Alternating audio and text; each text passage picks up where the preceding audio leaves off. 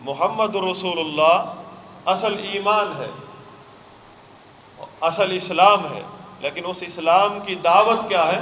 وہ ہے لا الہ الا اللہ۔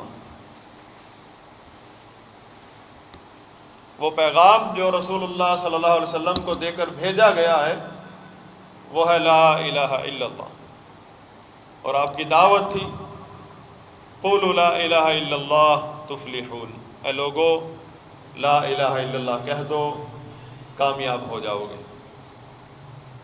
وہ ایسی کیا بات ہے کہ جو قبول کرنے کے لیے مشرکین عرب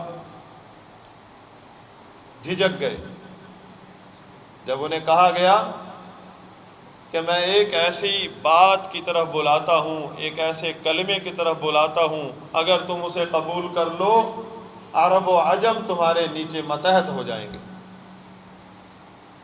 یہ عرب کی تاریخ ہے۔ رسول اللہ صلی اللہ علیہ وسلم سے پہلے عرب کے اوپر کوئی ایک بادشاہ حکومت نہیں کر سکا، بلکہ بادشاہت تھی ہی نہیں عربوں میں۔ عربوں کے اندر بادشاہت نہیں تھی، یہ آپ کا سیاسی نظام تھا جو آپ لوگوں نے چوما ہوا ہے کہ پارٹی بازی، قبیلہ کا ہر قبیلے کا ایک سردار، وہی الگ پارٹی ہے۔ جزیرۃ العرب ہے، ہر قبیلے کا فرد اپنے قبیلے کے لیے جیتا ہے، قبیلے کے لیے مرتا ہے، جس طرح آپ لوگ اپنی اپنی پارٹیوں کے لیے جیتے ہیں اور اسی کے لیے مرتے ہیں، اور اسی کو اسلام سمجھتے ہیں، اسی کو پاکستان سمجھتے ہیں۔ یہ دور جاہلیت کا نظام ہے۔ رسول اللہ صلی اللہ علیہ وسلم نے جو طرز زندگی دیا ہے وہ اس نظام کو باطل قرار دیتا ہے، اس پارٹیزم کو اور حزبیت کو، گروہ بندی کو، فرقہ واریت کو اس نے باطل قرار دیا ہے۔ مسلمان فرقہ واریت، گروہ بندی اور پارٹیزم سے الگ دور رہتا ہے۔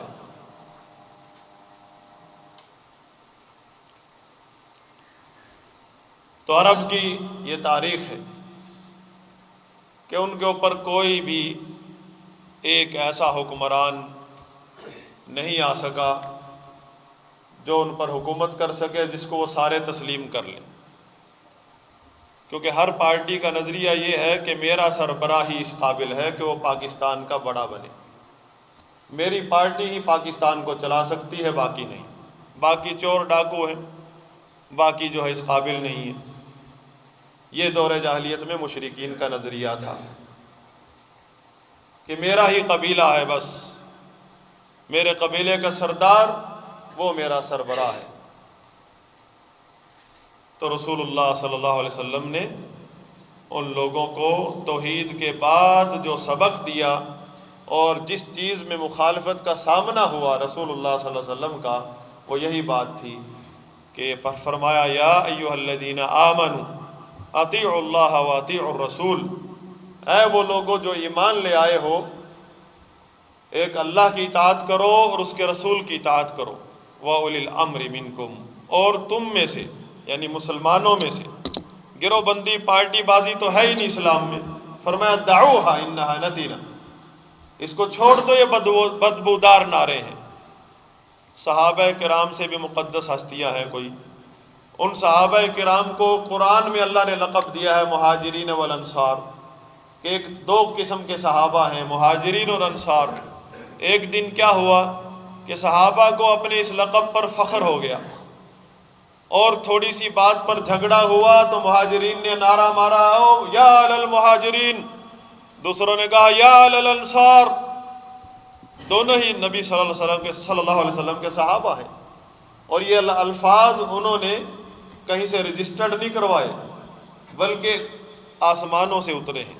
والسابقون الاولون من المہاجرین والانصار، قرآن کے الفاظ ہیں۔ جب انہوں نے ان الفاظ کو اس طرح استعمال کیا کہ جس سے دو دھڑے بن جائیں گے، رسول اللہ صلی اللہ علیہ وسلم آئے اور فرمایا دعوها، چھوڑ دو یہ نعرہ، یہ الفاظ چھوڑ دو، انہا نتینا، یہ بدبودار نعرہ ہے، حالانکہ وہ تو قرآن کے الفاظ ہیں۔ قرآن میں اللہ نے کہا یہ مہاجرین، یہ انصار، کیونکہ اس وقت وہ 2 دھڑے بننے جا رہے تھے، اور جب 500 دھڑے بن جائیں، نہ ہمارے نام اللہ نے دیے ہیں ہمیں پارٹیاں دیے بنا کر، اللہ تعالیٰ نے صرف جو نعمت سے نوازا ہے وہ آپ کو ایک ریاست دی ہے، آزادی دی ہے، کہ آج آپ آزادی کا سانس لے رہے ہیں، یہ اللہ کی نعمت ہے۔ اس ریاست کے حقوق رسول اللہ صلی اللہ علیہ وسلم نے سمجھائے ہیں، وہ ریاست پاکستان ہو یا ریاست افغانستان ہو یا ریاست ترکستان ہو، کوئی بھی ریاست ہو جہاں مسلمان رہتے ہیں، چاہے انہوں نے لا الہ الا اللہ کا مطلب، پاکستان کا مطلب لا الہ الا اللہ کہا ہو یا اس کا ذکر ہی نہ کیا ہو، باپ دادا سے ریاست مل گئی ہو اور بعد میں مسلمان ہو گئے ہوں، یہ کوئی شرط نہیں ہے۔ جہاں بھی مسلمان رہتے ہیں، جہاں بھی، اور ریاست ان کی ہے، حکومت ان کی ہے، تو اللہ کے رسول صلی اللہ علیہ وسلم نے پورا نظام بتایا ہے، پورا سیاسی نظام بتایا ہے۔ اس میں سب سے بنیادی چیز کیا ہے؟ پارٹی بازی، گروہ بندی کی اجازت نہیں ہے۔ مسلمانوں کو اپنی ریاست کے اندر، چاہے آپ کو اقوام متحدہ جا کے لیٹر جاری کر دے میری طرف سے اجازت ہے، آپ تو مسلمان ہیں، آپ کو تو لائسنس بھی مل جاتا ہے شراب کا، پھر بھی کیوں نہیں پیتے؟ زنا کا بھی لائسنس مل جاتا ہے، کیوں قریب نہیں جاتے؟ کیونکہ ہم مسلمان ہیں۔ تو آپ کو پارٹی بازی، فرقہ واریت کا لائسنس مل جائے تو فوراً کہتے ہیں جی اجازت ہے۔ کسی لائسنس یا قرارداد پاس ہونے سے حرام حلال نہیں ہو جاتا اور حلال حرام نہیں ہو جاتا۔ ہمارا حلال اور حرام کا جو کانسیپٹ ہے وہ اسلام ہے، اسلامی شریعت ہے۔ ساری دنیا کی پارلیمنٹ بیٹھ جائے، ملک بیٹھ جائیں اور قانون پاس کر دیں کہ آج کے بعد شراب حلال ہے، کیا مان لیتا ہے مسلمان؟ نہیں، کیونکہ حلال اور حرام کا جو کنسپٹ ہے وہ اللہ کا قرآن ہے، وہ دیتا ہے، اسلام ہے۔ ہماری آئیڈیالوجی، ہمارا مائنڈ سیٹ اسلام ہے۔ لاکھ ہمارے اندر گمراہی پھیل جائے، فرقہ واریت، اختلافات پیدا ہو جائیں، جو رشتہ ہمیں جوڑ رہا ہے وہ اسلام ہے، اور خطے کے اوپر جو چیز ہمیں جوڑ رہی ہے، جو چیز ہمیں ایک دوسرے سے محفوظ کر رہی ہے وہ ریاست ہے۔ اسلامی عقیدہ یہ بنیادی رشتہ ہے ہمارا، پھر ایک اسلامی ریاست، یہ اس کے بعد دوسرا رشتہ ہے جس کی وجہ سے ہم ایک دوسرے سے محفوظ ہیں۔ اگر آج لا قانونیت ہو جائے، آپ سب جانتے ہیں، صرف خالی لا قانونیت ہو جائے اور ریاست اپنی جگہ پر برقرار ہے، صرف لا قانونیت، یہی بیٹھے بیٹھے ایک دوسرے کو چیرنا پھاڑنا شروع کر دیں گے، یہی لوگ جو آج ایک دوسرے کے محلے دار ہیں۔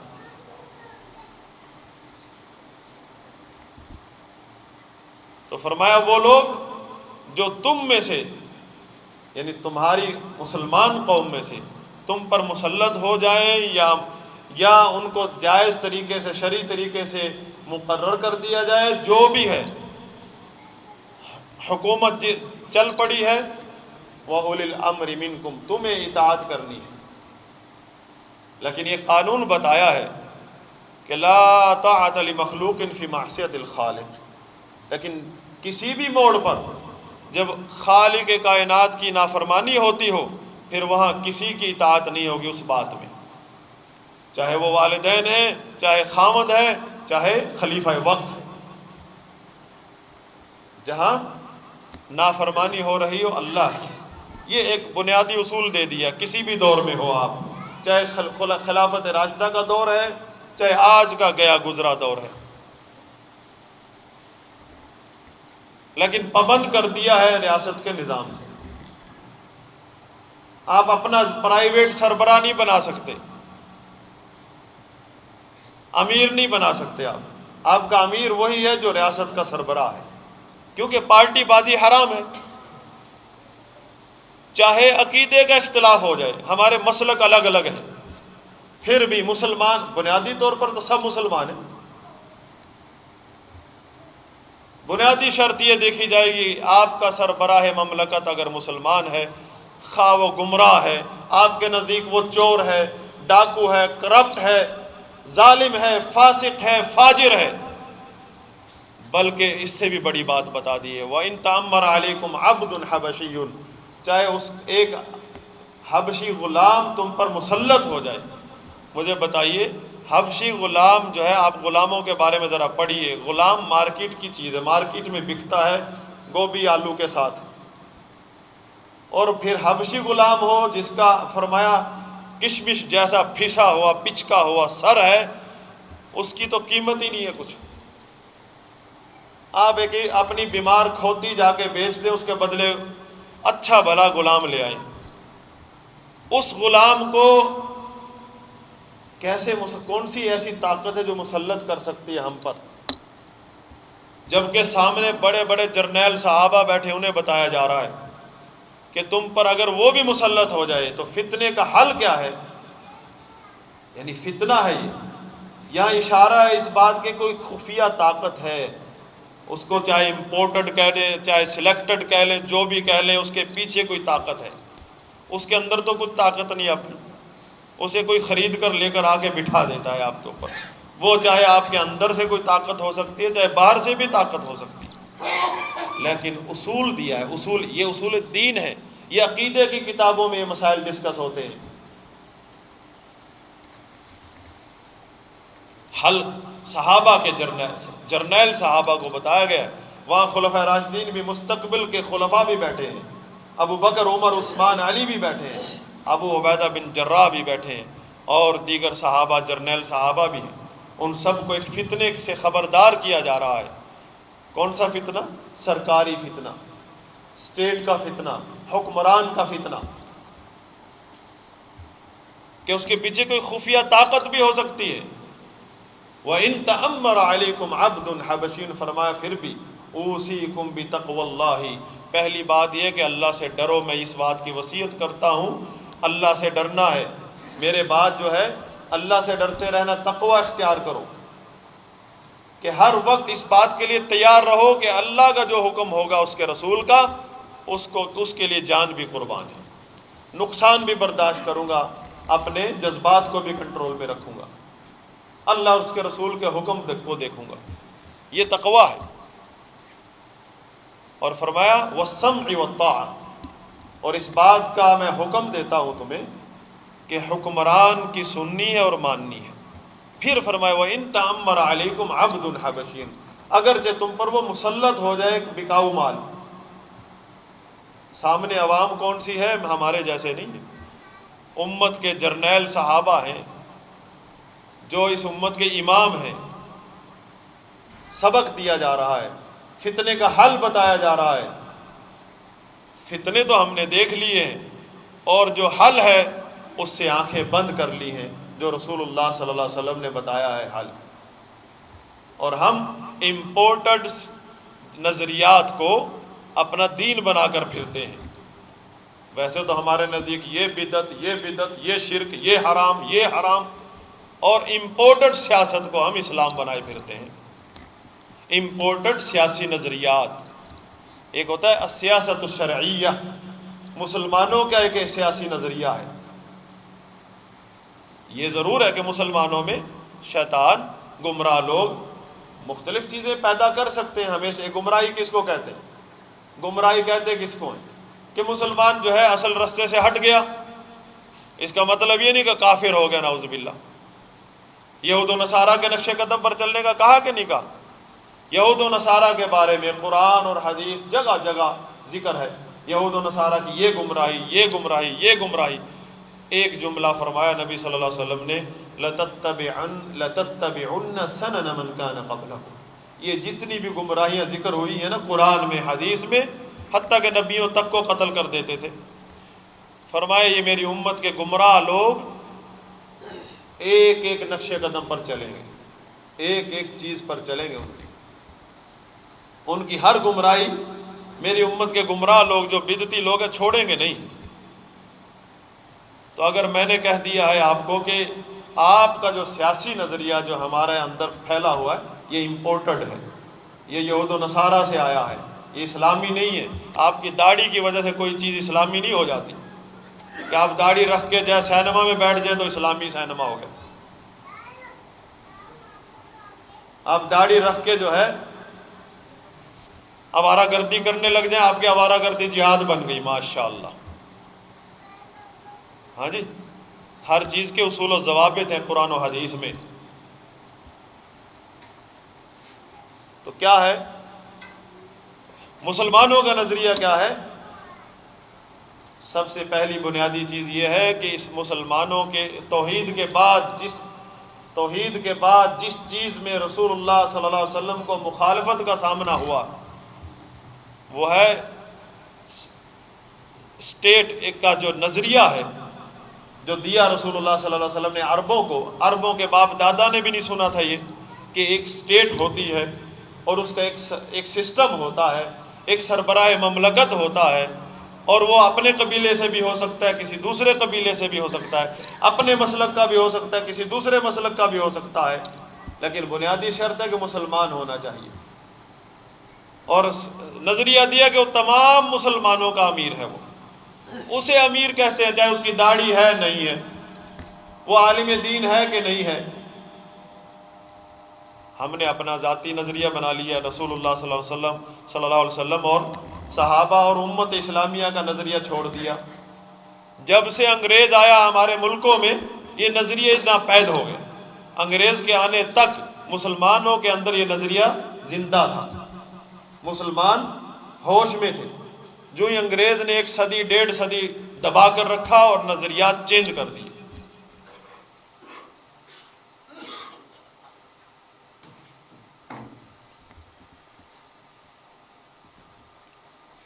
تو حضرات گرامی، رسول اللہ صلی اللہ علیہ وسلم نے 3 چیزوں کی نشاندہی فرمائی ہے کہ اگر وہ 3 چیزیں کسی بھی بندے کے اندر بیک وقت پائی جائیں، اس بندے کے دل میں غداری، خیانت اور بغاوت، اللہ کے دین سے بغاوت کبھی بھی نہیں داخل ہو سکتی۔ غداری، منافقت، خیانت، بغاوت کبھی بھی اس کے دل میں نہیں آ سکتی۔ 3 چیزیں ہیں: اخلاص العمل للہ، کہ اپنا عمل اللہ کے لیے خالص کر لینا، توحید خالص، اپنی عبادات، اپنے اعمال، اقوال، افعال اللہ کے لیے خالص کرنا، اسی کو نظریہ عبادت کہتے ہیں، اسی کے لیے ہمیں پیدا کیا ہے۔ یہ نماز، روزہ، قرآن تلاوت، حج، زکوٰۃ یہ فرائض ہیں، بعض احکامات ہیں، فرائض ہیں، بعض اعمال ہیں، اور نظریہ عبادت جو ہے ہماری پوری زندگی پر محیط ہے۔ یہ پہلی چیز ہے کہ بندہ موحد ہو، بندے کا نظریہ ہو کہ ریاکاری کی حد تک بھی شرک کے قریب نہ جائے۔ دوسری بات یہ ہے، فرمایا مناصحۃ ولاۃ الامر، کہ مسلمان موحد ہونے کے بعد اس کے اندر دوسری چیز یہ ہونی چاہیے کہ جو بھی سربراہان مملکت ہیں، میں نے پہلے عرض کر دیا شریعت نے ان کے بارے میں سارا کھول کر بتا دیا کس حد تک گمراہ ہو سکتے ہیں، کس حد تک فاسق فاجر ہو سکتے ہیں۔ یہ شریعت اللہ کے رسول صلی اللہ علیہ وسلم کے زبان مبارک سے نکلے ہیں سارے الفاظ۔ فرمایا لا یہتدون ہدائی، اس حد تک حکمران گمراہ ہو سکتے ہیں کہ وہ میری ہدایت کوئی نہیں طلب جانتے،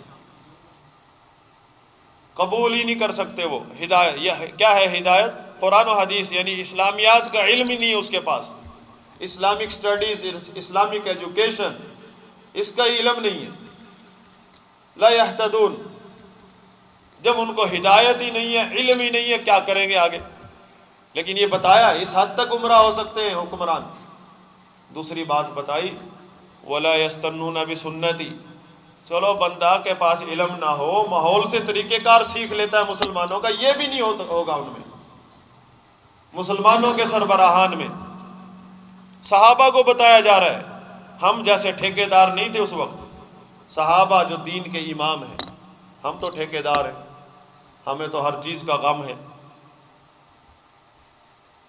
اور تیسری بات بتائی فیہم رجال قلوبہم قلوب الشیطان فی جثمان الانس، ان حکمرانوں میں ایسے لوگ بھی ہو سکتے ہیں، صحابہ کو بتایا کہ ان کے سینے میں انسان کا دل نہیں ہے، شیطان کا دل ہے، دیکھنے میں جی انسان کا دھڑ ہے۔ صحابہ نے عرض کیا یا رسول اللہ، پھر فما تأمرنا صلی اللہ علیہ وسلم، آپ کا حکم کیا ہے ہمارے لیے؟ صحابہ نہ تو بزدل تھے، نہ نعوذ باللہ منافق تھے۔ صحابہ کے بارے میں مورخین لکھتے ہیں اسد الغابہ، صحابہ کو تشبیہ دی ہے جنہوں نے صحابہ کے بارے میں پڑھا ہے، صحابہ کو دیکھا ہے، صحابہ کے دن رات ان کے ظاہر باطن کو سمجھا ہے، انہوں نے تشبیہ دی ہے جنگل کے شیروں سے۔ تشبیہ دیتے ہیں جیسے کہ آپ کہتے ہیں میرا بیٹا تو چاند ہے، چاند اوپر ہے، آپ تشبیہ دے رہے ہیں کہ چاند کی طرح خوبصورت ہے، برابر تو نہیں، چاند اس کی طرح خوبصورت نہیں ہے، چاند اس کی طرح یہ خوبصورت ہے، خوبصورتی میں تشبیہ دے رہے ہیں۔ تو تشبیہ دینے والے نے کہا صحابہ جنگل کے شیروں کی طرح، جنگل کے شیر ہیں، اسد الغابہ کتاب کا نام ہے جس میں صحابہ کی ہسٹری ہے کہ جنگل کے شیر، مطلب جنگل کے شیروں کی طرح، جس طرح جنگل کے شیر میں بزدلی بھول کر بھی نہیں آتی ہے قریب۔ ایک ہوتا ہے نا آپ بزدل نہیں ہیں لیکن تو کوئی چیز گری ایک دم چونک جاتے، صحابہ اس طرح بھی چونکتے نہیں تھے، اتنی بھی بزدلی نہیں، اس قدر بھی بزدلی نہیں آتی تھی انہیں۔ وہ صحابہ عرض کرتے ہیں یا رسول اللہ حکم بتائیے ہمیں، حکم کیا ہوگا جب اس کے طرح کے حکمران آ جائیں؟ فرمایا تسمع و تطیع، تم نے سننا ہے اور ماننا ہے۔ اس کے بعد فرمایا علیحدہ فتنہ بھی بتایا کہ وَإِنْ أُخِذَ مَالَكَ وَضُرِبَ ظَهْرَكَ، وہ مال بھی لوٹ لے، کہتے ہیں نا کرپشن، اسی کو کرپشن کہتے ہیں، اور ظلم و ستم کر کے تمہاری پیٹھوں کو لال کر دیں، کہتے ہیں فلاں بیٹی دے دی دشمنوں کو، فلاں جیلیں بھر دی، جو آپ صلی اللہ علیہ وسلم نے پہلے ہی بتا دیا، کیونکہ اس کے اوپر خالق کائنات کی وحی نازل ہوتی ہے، عالم الغیب کی، بتا دیا۔ اور پہلا فتنہ سیاست کا جو اٹھا، جس کے نتیجے میں خلیفہ راشد سیدنا عثمان رضی اللہ عنہ کی شہادت ہوگی، اس کی بنیاد یہی تھی کہ مال، ظلم، جبکہ سیدنا عثمان رضی اللہ تعالیٰ عنہ بری تھے ان دونوں تہمتوں سے، لیکن تہمت لگانے والوں نے، خوارج نے جب انقلاب کے نام پر اٹھے، ان کا نعرہ یہی تھا مال، بیت المال اور ظلم و ستم، ہمیشہ یہی رہا، آج تک یہی نعرے ہیں دو۔ کسی نے یہ کہا کہ توحید، شرک پھیل گیا، شرک پھیل گیا، بدعت پھیل گئی، اسلامی تعلیمات مٹ گئیں، اس غم میں کوئی اٹھا؟ کسی نے یہ نعرہ مارا؟ کسی نے کہا کہ ہمیں اس چیز کا غم ہے؟ آج تک کسی کو اس کا غم نہیں ہے، سب کو فکر لگی بیت المال کی، اور خود سب سے بڑے چور ہیں، تھوڑی سی زکوٰۃ کا پیسہ جمع ہو جائے ہڑپ کر جاتے ہیں، اللہ کے دین کے نام پر سارا کام ہوتا ہے۔ لیکن اللہ کے نبی صلی اللہ علیہ وسلم نے جو حل بتایا ہے اس سے آنکھیں بند کی ہوئی، فرمایا یہ سب کچھ ہوگا، پھر اب ہمیں ان لوگوں کی بات سننے کی کیا ضرورت ہے؟ جب نبی صلی اللہ علیہ وسلم نے ساری باتیں بتا دی، اب آگے حل سنیے۔ فرمایا یہ سب کچھ ہونے کے باوجود دوبارہ فرمایا اسمع واطع، سن اور مان، کیونکہ میرے بھائیوں ایک ریاست جس میں ایک مسلمان رہتا ہے، اس ریاست کے حقوق ایک مسلمان کی جان اور مال سے بڑھ کر ہے۔ آپ کی جان، آپ کا مال اتنا قیمتی نہیں ہے جس قدر یہ ریاست اور اس کا امن قیمتی ہے، کیونکہ اس ریاست میں اللہ کی نبی کی امت رہتی ہے، اس میں بے گناہ مسلمان، عورتیں، مرد، ایک بہت بڑی قوم رہتی ہے۔ آپ کے فساد کی وجہ سے ان کا کتنا نقصان ہوگا بے گناہوں کا، اور ہوا ہے، یہ آپ کے سامنے ہے، اسی دور میں ہوا اور پیچھے بھی ہوا۔ یہ وہ اسلامی نظام کرتے ہیں نا، اس کی بنیاد اس پر کھڑی ہے۔ اور آدھے سے زیادہ 70% بلکہ 90% اسلامی نظام ہمارے ہاتھ میں ہے کہ ہم تسلیم کر لیں اللہ کے نبی صلی اللہ علیہ وسلم کی باتیں، پہلے مان تو لیں اس ریاست کو، ریاست کا مقام تو دے دیں جو اسلام نے دیا ہے۔ ریاست کو تو طاغوت کہتے ہیں، ریاست کی فوج کو مرتد تک کہہ جاتے ہیں، ریاست کے جو ادارے ہیں ان کا کوئی احترام نہیں ہے، اور ایک پرائیویٹ جو ہے ایک ریوڑ چلا ہے سیاست کے نام پر، اس کو اپنے سربراہ مانتے ہیں۔ جی ہاں، آپ کو بہت بری لگیں گی باتیں، لیکن یہ اسلام ہے۔ آپ بری کیا، آپ کچھ بھی کر لیں اسلام نہیں بدلے گا، اور آپ اپنے انجام کو پہنچیں گے اگر اسلام کو چھوڑ کر بدماشی کریں گے، منمانی کریں گے، اور انجام دیکھیں گے۔ سیدنا حذیفہ رضی اللہ عنہ نے فرمایا تھا، ہماری سیاست کا نچوڑ کیا ہے؟ کوئی بھی آ جائے، ہم نے بچپن سے یہ دیکھا ہے، پھر پورا ایک لشکر اٹھتا ہے، پورے 5 سال کوشش کرتا ہے اس کو گرانے کی، اور جس کو لانے کے لیے سوچ رہے تو اس میں امام مہدی نظر آ رہا ہوتا ہے ان کو، اور جب وہ آ جاتا ہے کچھ دنوں بعد اس میں دجال نظر آنے لگتا ہے، اس کو گرانا ہے، امام مہدی اب دوسرے میں نظر آنے لگتا ہے، نعوذ باللہ۔ یہی روش چلتی ہے کہ نہیں؟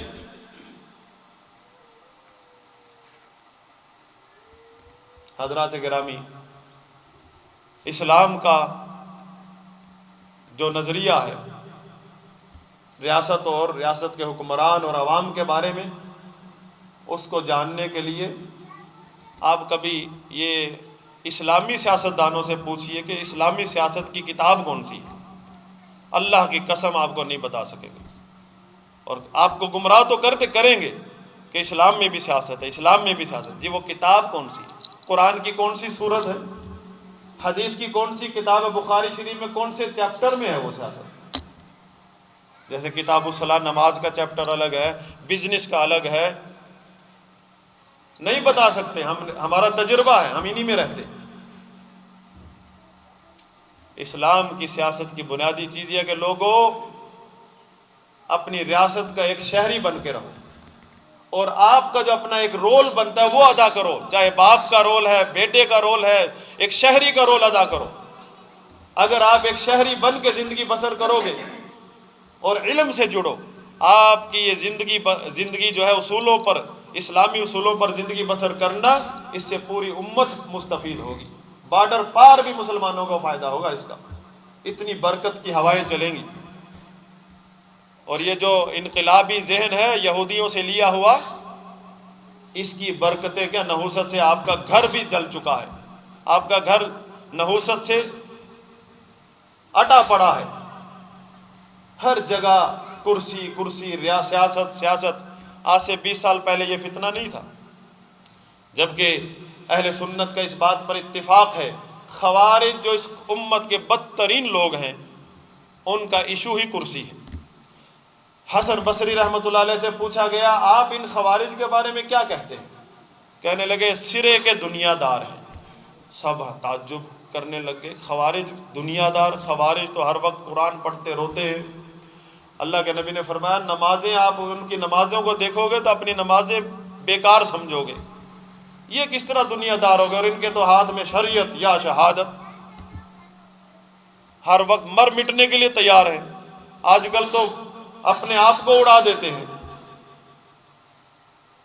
پہلے چلو مقابلہ کر کے مارتے تھے، اب اپنے آپ کو اڑا دیتے ہیں، بزدلانہ حملہ کرتے ہیں۔ سیدنا حسن بصری رحمۃ اللہ علیہ، نام تو آپ جانتے ہیں، بڑے تابعی ہیں، صحابہ کے اندر ایک مقام تھا، تابعی تھے، اگرچہ تابعی تھے۔ فرماتے ہیں، یہ بتاؤ ریاست کے اداروں نے، حکمرانوں نے ان لوگوں کے کس چیز سے روکا ہے؟ پڑھنے پڑھانے سے روکا ہے، قرآن کی تفسیر سے روکا ہے، ان کو حج عمرے سے روکا ہے، ان کو پردے سے روکا ہے، داڑھی رکھنے سے روکا ہے، کس چیز سے روکا ہے؟ کسی چیز سے بھی نہیں روکا، صرف کرسی چاہتے ہیں، کرسی دے گی نہیں حکومت۔ کرسی کی حفاظت کرنا تو ان کا ذمہ بنتا ہے۔ ان کو کرسی چاہیے اور کرسی میں رکاوٹ ہے حکمران اور ریاست اور ادارے، اس لیے شریعت یا شہادت، اس کرسی کا نام رکھا ہے اسلام، اس کرسی کو کہتے ہیں خلافت، اس کرسی کے لیے جو جد و جہد اس کو کہتے ہیں جہاد، اصل میں وہ کرسی ہی ہے۔ حضرات گرامی، رسول اللہ صلی اللہ علیہ وسلم کی یہ احادیث آپ کو اگر تفصیلاً مطالعہ کرنی ہے تو مسلم شریف میں پورا چیپٹر ہے کتاب الامارہ، اور کتاب الجہاد میں بھی یہی مسائل ہیں۔